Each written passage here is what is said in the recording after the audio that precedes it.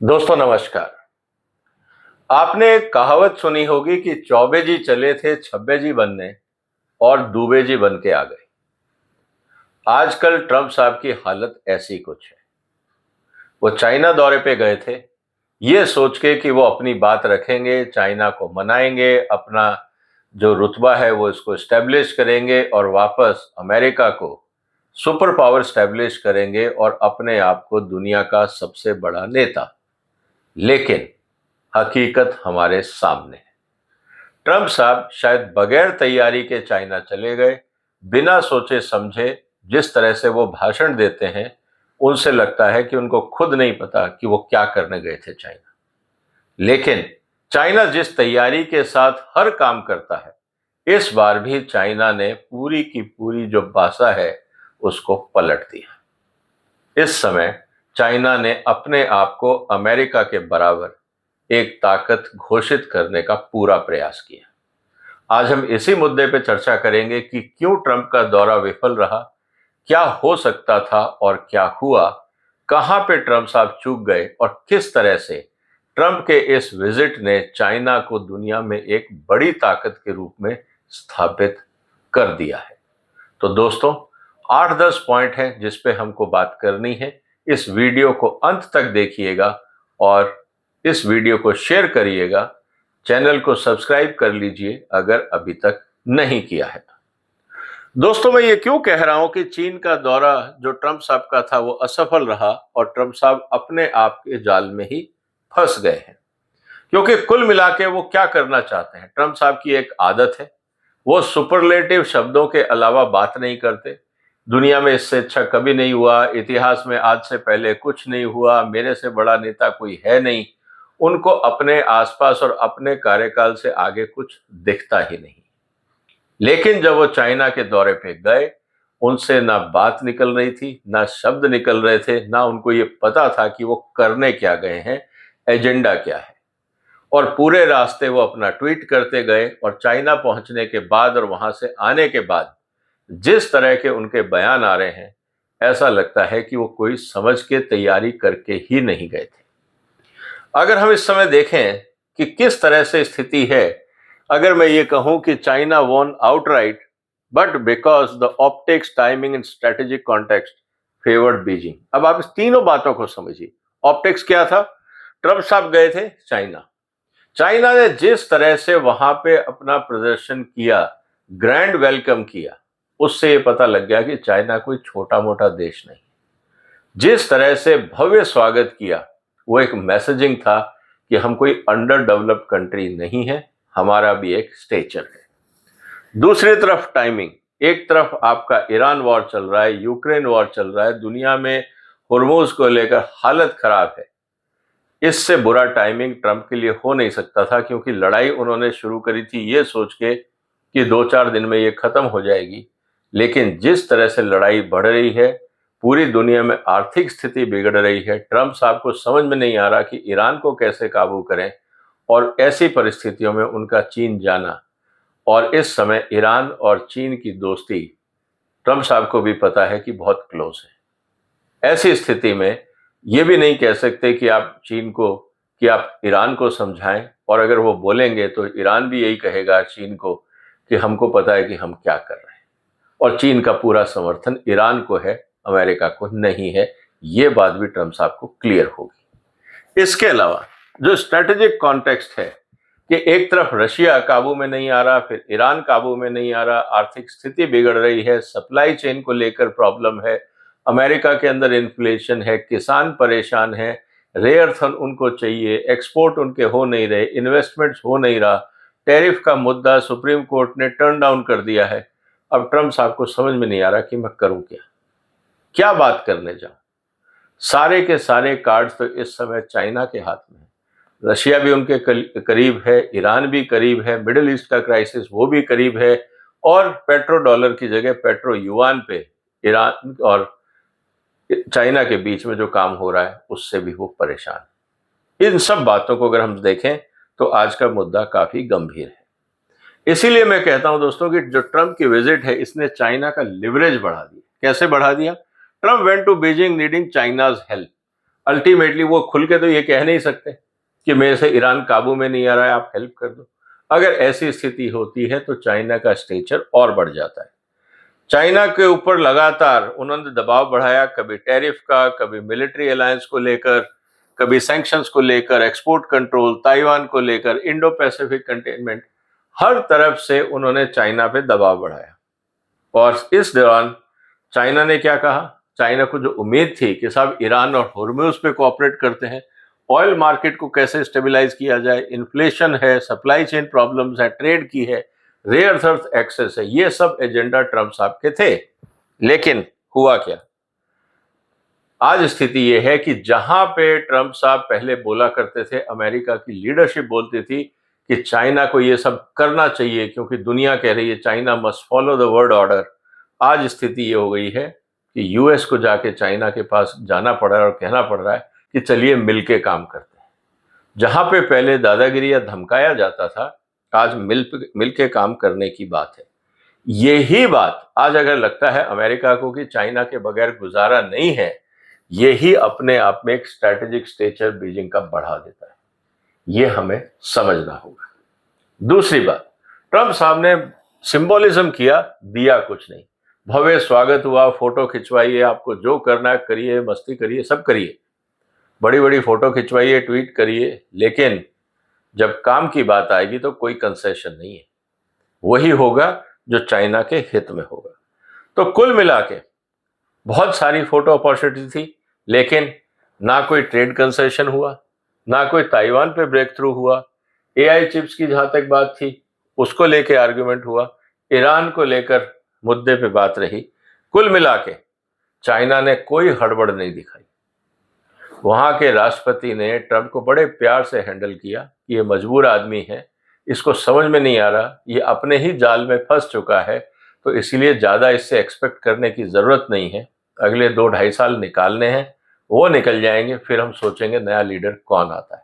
अभी 2-2.5 साल इसको झेलना है, ये सोच के जो चीन की लीडरशिप थी उन्होंने प्लानिंग करी। इसलिए वो कॉन्फिडेंट थे, काम थे, आराम से बैठे हुए थे, और उनको पता है कि चीन के बगैर अब दुनिया की अर्थव्यवस्था और सप्लाई चेन चल नहीं सकती। इसलिए उनके पास खोने के लिए कुछ नहीं था, वो आराम से बैठे हुए थे। इन डिप्लोमेसी अगर हम इसको ध्यान से देखें, the side appearing less desperate usually gains leverage.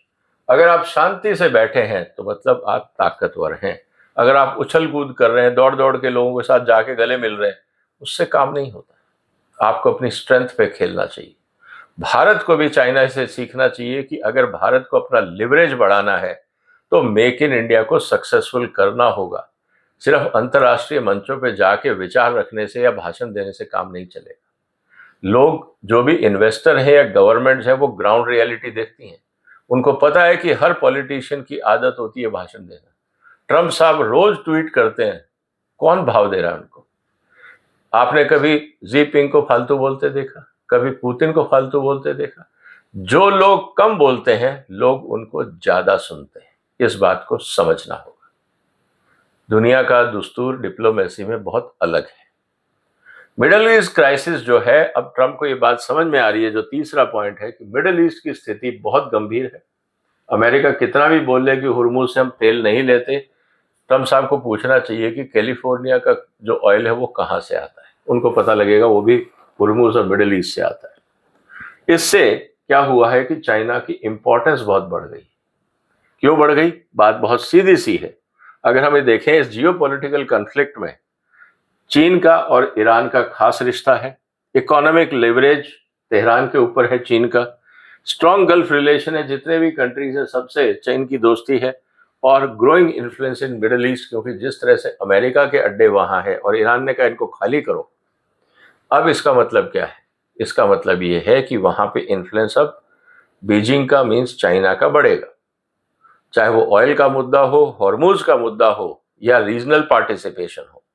तो कुल मिला के हम ये कह सकते हैं दोस्तों कि जो चाइना है, that elevated China from regional competitor to necessary global power broker, and this is strategic great achievement. इस बात को हमें समझना होगा। अब अगर आपको हुर्मुज की लड़ाई रुकवानी है या वहां पे पैसेज क्लियर करना है, मुझे नहीं लगता चाइना के बगैर ये हो पाएगा, क्योंकि चाइना अपने आप में बहुत बड़ी इकोनॉमिक सपोर्ट है ईरान के लिए, और ईरान चाइना की बात टालेगा नहीं। ये बात भी ट्रंप साहब को समझ में आनी चाहिए। लेकिन प्रॉब्लम ट्रंप की ये है कि खुल के कैसे बोले कि मैं चाइना से मदद मांगने गया था।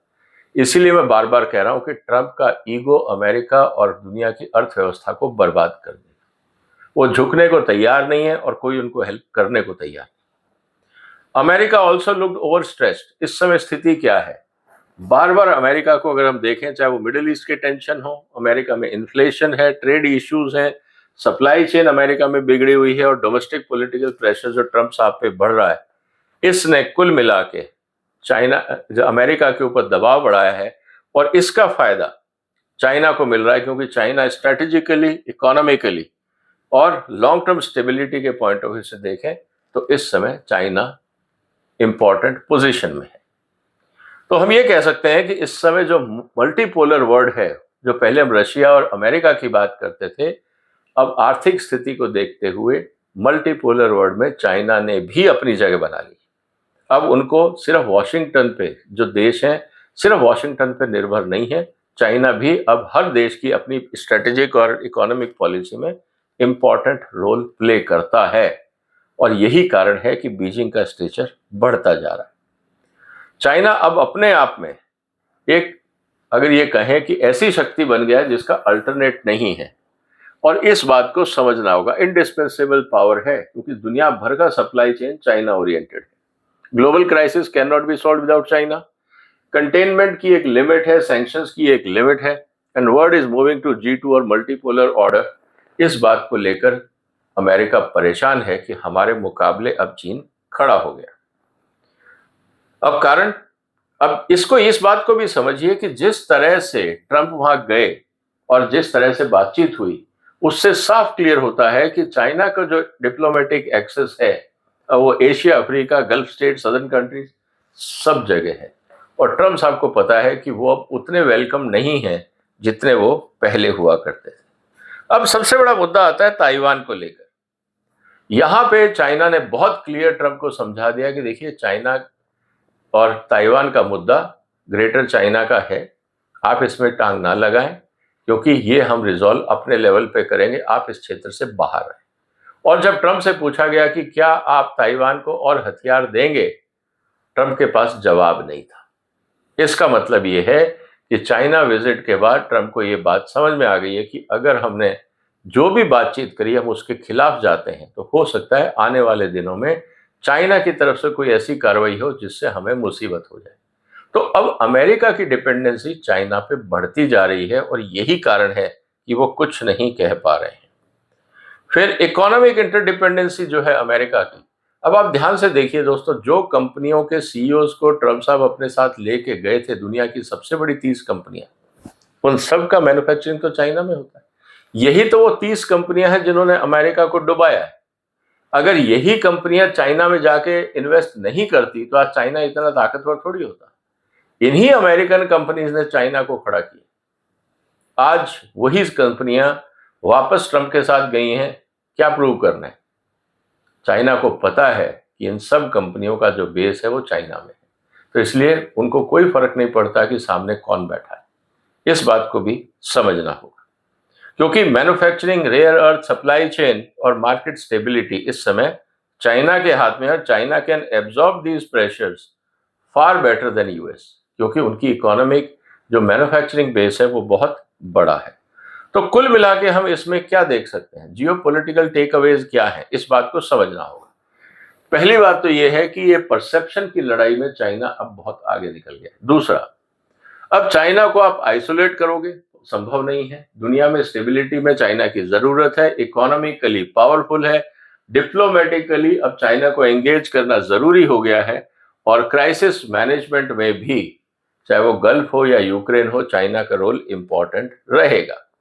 अब स्थिति यह है कि इसमें भारत क्या करे, यह चर्चा भी बहुत जरूरी है। ऐसी स्थिति में भारत के लिए रिस्क बढ़ गया, क्योंकि अब चाइना का स्तर या जो स्टेचर है वो अब यूएस भी मानता है, और यूएस के साथ भारत एलाई बनने की कोशिश कर रहा है, क्योंकि हमें वहां से टेक्नोलॉजी चाहिए, इन्वेस्टमेंट चाहिए, तो ये एक चैलेंज अपने आप में है। दूसरी तरफ भारत को गल्फ कंट्रीज के बीच में भी बैलेंसिंग करना होगा। आप इजराइल से भी दोस्ती चाहते हैं, ईरान से भी चाहते हैं, गल्फ के बाकी देशों से भी चाहते हैं, तो भारत के लिए चुनौती गंभीर है, क्योंकि हमें उनसे लेना है, वो हमारे पर डिपेंडेंट नहीं है। इसलिए ये भारत के लिए एक वीक पॉइंट है। दूसरी तरफ जिस तरह से अमेरिका कई चीजों में उलझ रहा है, भारत पे अटेंशन देना ट्रंप और अमेरिका के लिए अब उतना संभव नहीं है। इसके अलावा अगर हम ये देखें तो यूएस चाइना के बीच में जब संबंध स्टेबलाइज होते हैं, तो अमेरिका को भी अपनी विदेश नीति और उसमें भारत के स्थान को दोबारा रिकैलिब्रेट करना होगा। इस बात को भी हमें समझना है। दूसरी तरफ जो इंपॉर्टेंट बात है, जिसको हम पॉजिटिव साइड लेते हैं, कि अगर चाइना उभरता है तो दुनिया के बहुत सारे देश हैं जो चाइना से थ्रेटन फील करते हैं। ऐसी स्थिति में भारत गैप फिल कर सकता है, एक फोर्स उभर सकता है, लेकिन उसके लिए हमें अपने घर को सुधारना होगा। सप्लाई चेन की जहां तक बात है, मेक इन इंडिया को हमें स्ट्रेंथन करना होगा, क्योंकि जिस तरह से अभी काम चल रहा है वहां वियतनाम ज्यादा आगे निकल गया है हमसे जब दुनिया में बात आती है इन्वेस्टमेंट्स को लेकर। और इसके अलावा जो वेस्टर्न कंट्रीज हैं, जो बाकी बची हुई ग्लोबल पावर है, भारत को उनके साथ अपने स्ट्रेटेजिक रिलेशन बनाने चाहिए। हम एफटीए की बात कर रहे हैं, एफटीए होना चाहिए, लेकिन भारत की प्रॉब्लम यह है कि हमारी जो पॉलिटिकल पॉलिसीज हैं, हमारी जितनी इकोनॉमिक पॉलिसीज हैं, वो सब पॉलिटिकल कंसिडरेशन से चलती हैं। चाहे वो एग्रीकल्चर हो, चाहे मैन्युफैक्चरिंग हो, चाहे लेबर लॉज हो, चाहे फाइनेंशियल लॉज हो, बाकी चीजें। ऐसी स्थिति में एफटीएस करना बहुत मुश्किल हो जाता है, और जहां साइन हुए हैं वहां पे उल्टा असर दिखा है, आयात बढ़ गया, निर्यात नहीं बढ़ा है। और इसीलिए भारत सरकार डिलेमा में है कि क्या करें। तो कुल मिला के भारत की स्थिति क्या है उसको भी एक नजर देख लेते हैं। Leveraging the rivals without becoming trapped inside, put the house in order economically. मेरा ये कहना है कि पहले आप घर को सुधारें। दुनिया के नेता हम बाद में बनेंगे। चाइना दुनिया का नेता कहने से नहीं बना, उन्होंने किया, दुनिया ने फॉलो किया, रेस्पेक्ट दिया, आज दुनिया का नेता चाइना बन गया, और चाइना को उससे कोई फर्क नहीं पड़ता। परेशानी अमेरिका को होगी।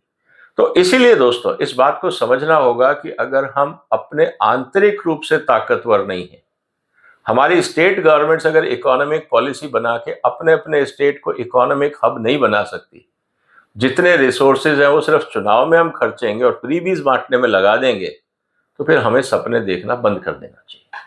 क्योंकि अगर आप सपना देखना चाहते हैं तो उसकी नींव में तो मेहनत करोगे, और उस नींव को बनाने के लिए जो पॉलिसीज, जो इन्वेस्टमेंट चाहिए, वो हम करना नहीं चाहते, लेकिन हम महल खड़ा करना चाहते हैं। क्या ये संभव है? तो दोस्तों ये बताइए आप अपने विचार कि क्या जिस तरह से ट्रंप साहब खुद फंस गए हैं अपने ही आधे अधूरे जाल में, क्योंकि वो क्या सोच के गए थे और क्या उनको मिला, कहीं कोई क्लैरिटी नहीं है। लेकिन ये बात तो पूरी दुनिया को पता लग गई कि ट्रंप साहब खाली हाथ गए थे और खाली हाथ ही वापस आए, मिला उनको कुछ नहीं। चाइना ने कोई कमिटमेंट्स नहीं दी, चाहे वो अपनी तरफ से ट्रंप साहब बोलते रहे कि बहुत अच्छी मीटिंग हुई और सब कुछ हो गया ठीक ठाक। चाइना की तरफ से कोई रेसिप्रोकेशन में कोई जवाब नहीं आया कि हाँ जो ट्रंप कह रहे हैं वो सही है। तो इस बात को हमें समझना होगा। ऐसी स्थिति में भारत के लिए भी मैसेज है कि अगर आपको दुनिया में अपनी स्थिति इंप्रूव करनी है, मजबूत करनी है, पहले घर को सुधारिए, उसके बाद दुनिया आपको सुनेगी। नहीं तो आपके सिर्फ भाषण को ताली बजा के लोग भूल जाए। आपको क्या लगता है भारत को क्या करना चाहिए? अगर अमेरिका और चाइना के बीच में थर्ड पावर उभरना है तो भारत को क्या करना चाहिए? जो भी आपके विचार हो दोस्तों, कमेंट बॉक्स में लिखिए। फिर मुलाकात होगी एक और महत्वपूर्ण मुद्दे के साथ। तब तक अपना ध्यान रखिएगा। फिलहाल वंदे मातरम।